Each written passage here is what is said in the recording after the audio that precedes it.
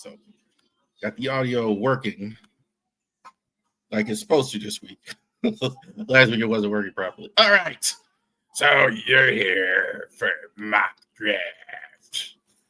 The draft is coming here pretty soon. So last week we did the whole league with the entire NFL mock draft. This week we're going to do our team, the Ravens 2025 mock draft. First, the entire 7th round mock draft.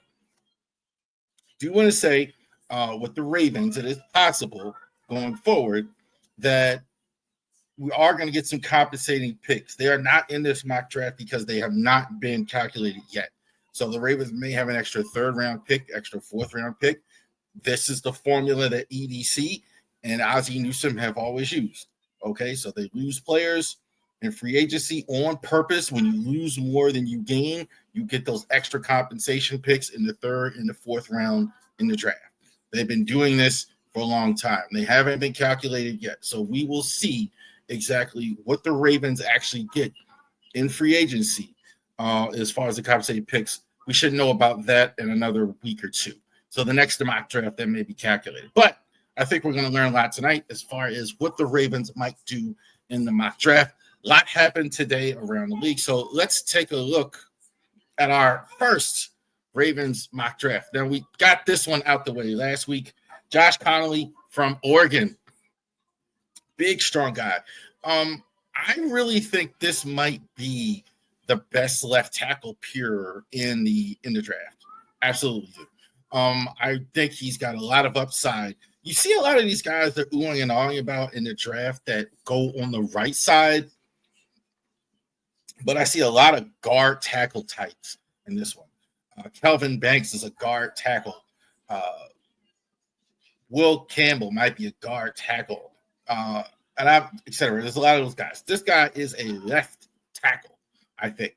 Better pass blocker, I think, than run blocker. All the measurables are there. Not as good of a run blocker, though. I think that's the biggest reason why he's drafting to 27, but absolutely had a great Senior Bowl. Joe Noteboom, I think, is the comp for him.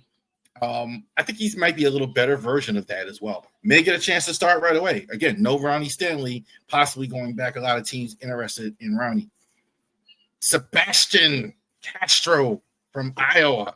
So that great Kurt Ferentz Iowa program that has so many great former Ravens, great players throughout the Ravens system throughout the years. Former Ravens assistant. Sebastian Castro is really good prospect. I see Ufanga. The comp for him would be Ufanga for the 49ers. And I don't think there's any question this guy, whoever he plays with, he's going to play day one. I've seen him much lower than round 2 on a lot of draft boards. The reason for that, and I'm pretty sure what the reason is, he's 24 years old. Usually when you get prospects at 21, 22, you get a guy that's going to be 24 and he's going to be 25 when the season starts. It's a little bit of a turnoff for a team because there's no really time to develop him. But I think the thing with him is he could probably start right away. So I think that's a guy. He's every bit, I think, as good of a player as Darius Washington is. Love what I saw from him. You can put him good coverage skills, good hitter, line of scrimmage, great football instincts. So I think this is a guy they'd definitely be interested in. They did say that they're looking at a safety. So there's no question about that. When I say they, EDC, John Harbaugh, etc. 3rd round, Dylan Fairchild from Georgia. Funny enough, the comparison I made was a guy that was just traded today, Joe Thuney-Chiefs, now of the Bears, who was just traded today. I think this is what you got here with Dylan Fairchild. Technical, great hands. Love his hands, love his balance. Maybe he needs to get a little stronger. I think that's what the varying – if you're seeing him lower, I think it's that. I think if you're a good team, if you're looking for pass blocking, somebody with good hands, maybe he's a little stronger as well. But a team like that, maybe like the Chargers that wants to run all the time, but certainly the Ravens have possible opening on the left guard side, the left side. You could go ahead and put him in. I think he's more of a left guard than a right guard with his hands. Not the mauler that you hope for, but great hands. Kind of like Thuney.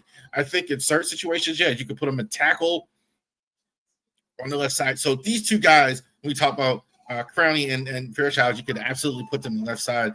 Great experience at Georgia, familiar with Todd Monken's offense as well. So I think this is round 3. Round 4, Jack Beach from TCU. Alan Lazard from the Jets, I think, is the comp for him.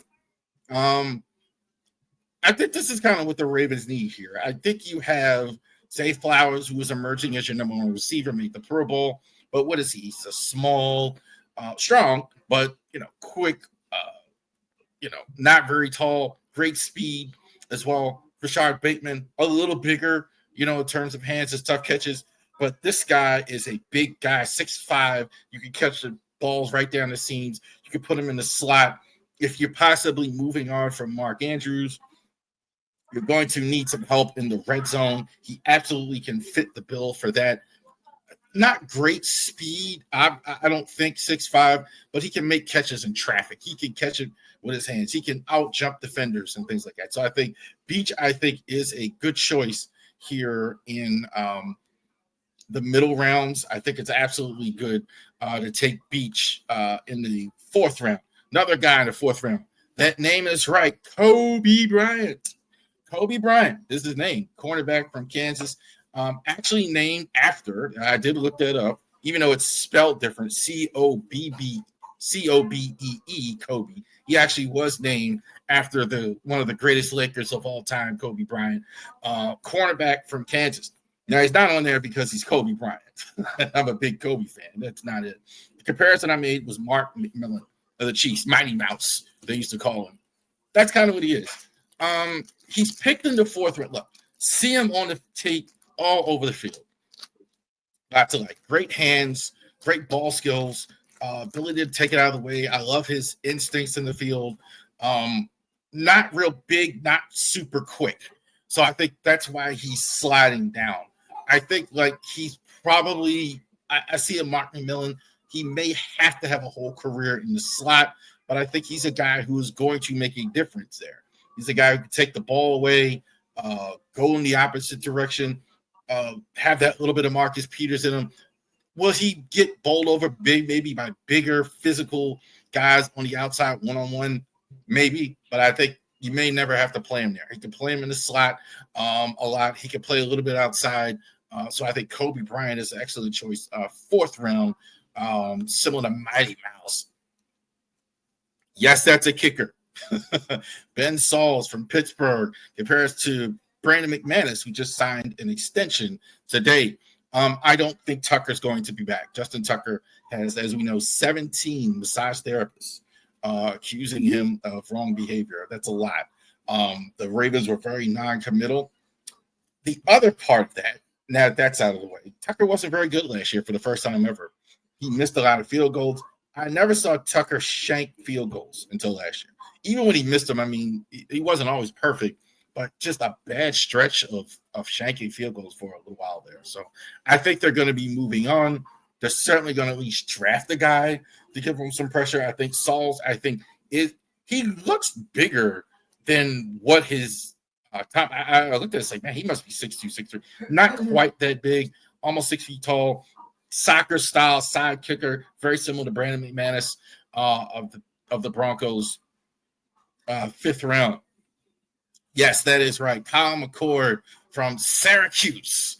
Now you look at the uniform and you're seeing Ohio State. He played at Ohio State up until last year. He broke all types of records at Syracuse last year. All types of records at Syracuse last year. I think this guy's really being slept on. Kind of similar to Kobe Bryant, the comparison I just made. Everything I see with him that he does well. Throws the out well, looks off receivers well, has great instincts, very productive at Ohio State, very productive at Syracuse. He did have the one bad game where he had 5 picks, which was terrible. But I think he's very, very good. The Purdy comparison is he's not, again, and going back to what I just said about Bryant, not that big, not that not overly, not arm strength isn't super duper. He makes all the throws, but he doesn't have a howitzer. He's not 6'4", 6'5", and he's not Lamar Jackson as far as running speed. So maybe he's limited. Maybe he isn't. I think it is possible upside. He could be a Brock Purdy, just very efficient, very solid. Definitely has all the other tools that an NFL quarterback would have. It's outstanding. 6, TJ Sheffield from UConn. Let's have another drink. TJ Sheffield from UConn. Definitely kick returner is on the menu for them.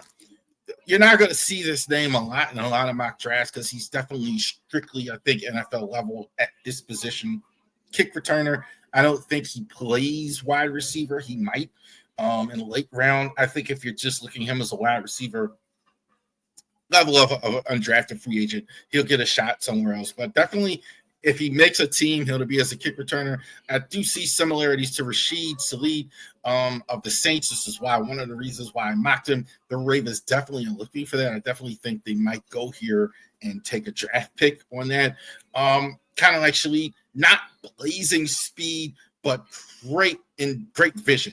When he's turning kicks and punts, he might help you a little bit at receiver on special teams as well. So he's a good special teamer. So I definitely think he may have a career in the NFL as special teams, picking in the 6th round.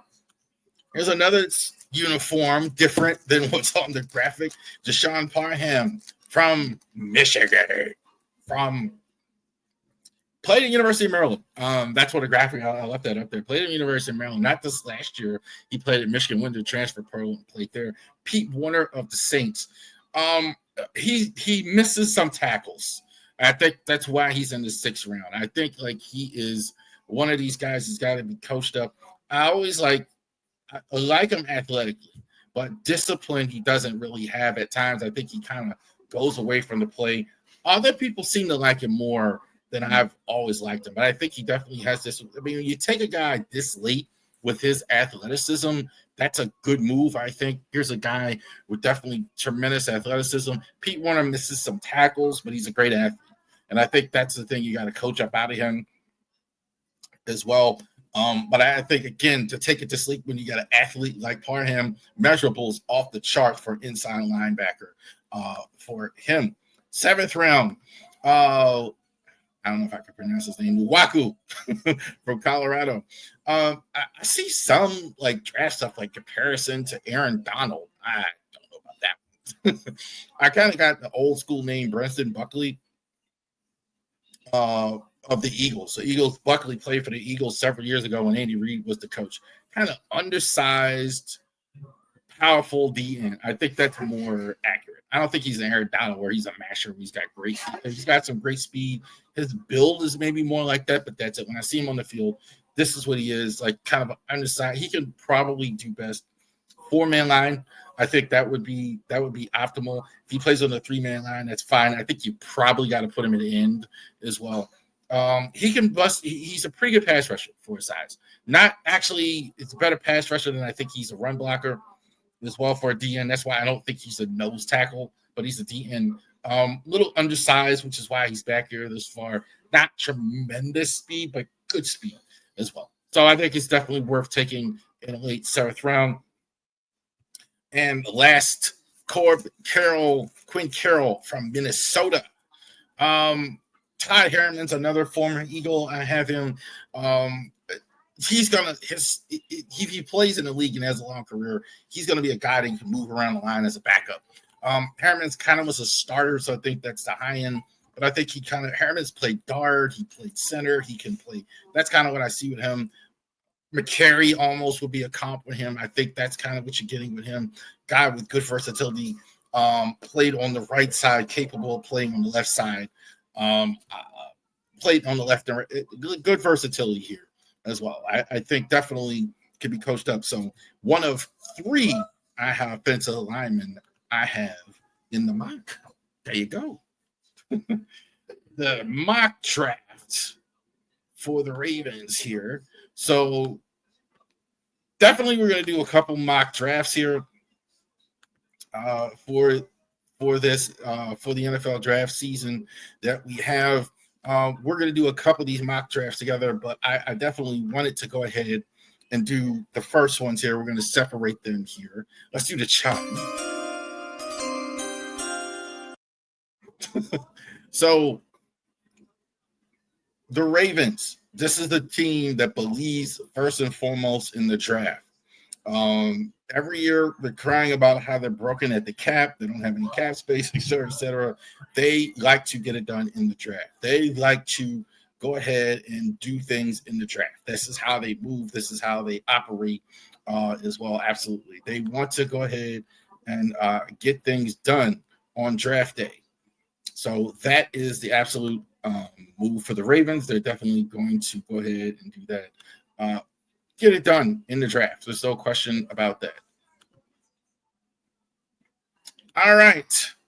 So let's move on to the next thing. We're going to do some more Ravens here in a second. I got to get that graph up. Talk a little NBA here real quick. Paul George for the Philadelphia 76ers is stopping his podcast for now.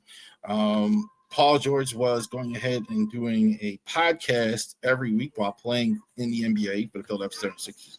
Apparently, the podcast was doing very well, but he is no longer going to be doing it for every week because they're losing. And there was a lot of people saying that he should go ahead and stop. For one, I think it's kind of silly when I hear people on a podcast or on a streaming saying that somebody else should stop a podcast. That's kind of crazy to me. I mean, the main reason it's obviously coming up is because the Philadelphia 76ers aren't any good. So that's pretty much the main reason for it. I do think it's kind of, I mean, we are in, I think, 2025, obviously, and we're in the era of people multitasking and doing different things. And I think it's perfectly fine that you have this podcast every week and play ball. It's even silly to even bring up and be mad about it. What's the point of him stopping? What are you going to win more games because he didn't want to talk about LeBron James or the Luka trade or whatever? So it seems a bit silly to me to have to talk that way and stop a podcast because you're not winning games. So wanted to bring that up. Now we got the graphic. That's why you have those segments there. Ravens Awards. So this is going to be our last look back at 2024. We went ahead and talked about 2025. So this is the draft. What happened? Who was the best of the Ravens in 2024? The last. We haven't done a lot of these, so let's go ahead and check it out here. Most improved Raven. So which Raven improved the most last season? Let's talk about all three. Justice Hill. I thought Justice Hill was probably written out of town and walked out of town, and he actually willed his way to being a very decisive player into an extension. The first game, I mean, he was a better offensive lineman than Daniel Falele handling Chris Jones and the blocking. So that was phenomenal the way he played. Justice Hill, look, they brought Derrick Henry in. They have Keaton Mitchell. They've done everything they can to move Justice Hill, and Justice Hill is still here. Justice Hill's getting an extension. So I think probably not for that. He probably would have got more time than that. Travis Jones, I think, has really developed into, I think, one of the better defensive tackles in the league. I think there's sky's the limit for this guy as well. But I think the biggest improvement and the biggest off move maybe all season is when they moved Darius Washington in the starting lineup and moved Marcus Williams to the bench. So I think that was fantastic stuff. Good for Marcus, good for Darius as well. I think he was the most improved Raven. Assistant coaches as well. Look, for years and years, I've always said we didn't have pass rush on this team. We didn't have pass rush as well. So, look, they lost Jadeveon Clowney. I'm going to give it to Chuck Smith, number 3. I think as far as an assistant coach, Chuck Smith was a very good pass rusher in his own right when he was a player. But I got to go with Chuck Smith. Look, 2 double-digit guys with sacks, Kyle Van Noy and Adafiowe, guys who hadn't got it the year before. There was a lot of skepticism. I'm going to go ahead with that. The running back group, I think, might be the best in the league. I think Willie Taggart, I'm going to go ahead and give it to him. Derrick Henry was phenomenal as well. I think we just talked about how good Justice Hill was. They're still bringing back Keaton Mitchell at some point as well. I think the running back group was fun. I thought they did great. I thought I'm going to say Willie Taggart. But number one, I think the biggest coach, I think the assistant coach, the reason for the success was Todd Monken. We've had a lot of fun railing on offensive coordinators. I think the only reason why Todd Monken isn't a head coach somewhere is because he's like in his 50s. Had he been 35 or whatever with the job he did, he absolutely would have been, I think, a head coach and still may become one, considering it. But Todd Monken, I thought, was fantastic. I thought he was the best assistant coach. Best rookie. I don't think last year was the best year for the rookies. I think I've said that a couple times. But some guys, I think, are going to move forward last year. Citizen Kane, I think I had to put somebody third. Bo Braid was there on the team. You got nothing from Isaac.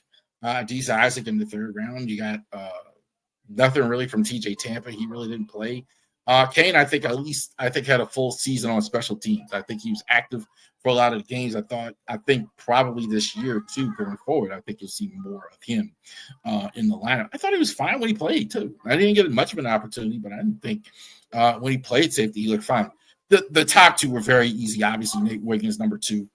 I think definitely going forward, he's going to be your starter. He needs to be a little bit more disciplined, I think, at times. Not quite the discipline. See him kind of lose his technique at times, lose his temper at times. He's still very young. I think he's going to only be 21 this year in his second year. But I think Nate Wiggins, is going to have a good season going forward. But number one is easy, Roger Rosengarten. Look, when they put you next to Daniel Falele, I don't know what to tell you. They put him with Daniel Lele. They had him McCurry. They started yanking him in and out. And I think Rosengarten could be, the starter next season at left tackle. I thought easily he was the best rookie. There was some shakiness in the beginning. By the middle of the year, he was an asset. He was outstanding. No question about it. Roger Rosengarten, best rookie as well. Best free agent acquisition or trade, easy again, Josh Jones. Barely played. I think he lasted on the roster last year. Chris Board, I think, played more than they thought. I think this, fortunately or unfortunately, you could look at it if they had Chris Board. Fortunately, they had Chris Board to actually play there for them when Trent Simpson didn't play as well as they hoped. And I think, unfortunately, they had to play him because Trent Simpson didn't play as well. So exactly why you get it.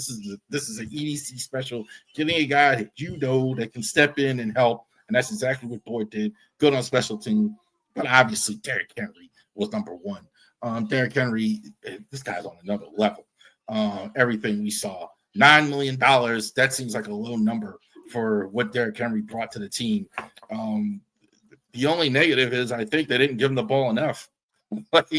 Even despite almost had 2,000 yards all season. Best defensive player.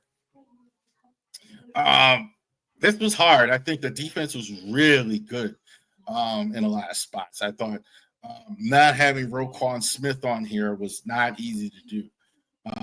Nate Wiggins, up-and-comer, got a lot of upside as well. Mentioned Travis Jones, Michael Pierce, really good. But these are the three. Kyle Van Noy, I thought, was just fantastic last year. Just fantastic. Setting the edge, covering the edge of the offensive line.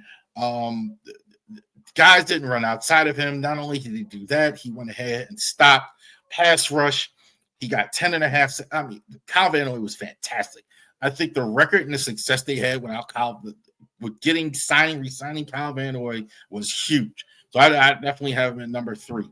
Kyle Hamilton didn't have a great first week. Other than that, he was terrific all season long. I think Kyle Hamilton, you could play him. I'm totally convinced if they were to play him at linebacker full time, he'd be outstanding. Kyle Hamilton, I think, is probably going to be the highest paid safety in the NFL once their contract comes up. certainly him and Linderbaum. So I don't have any problem with putting Kyle Hamilton number 2.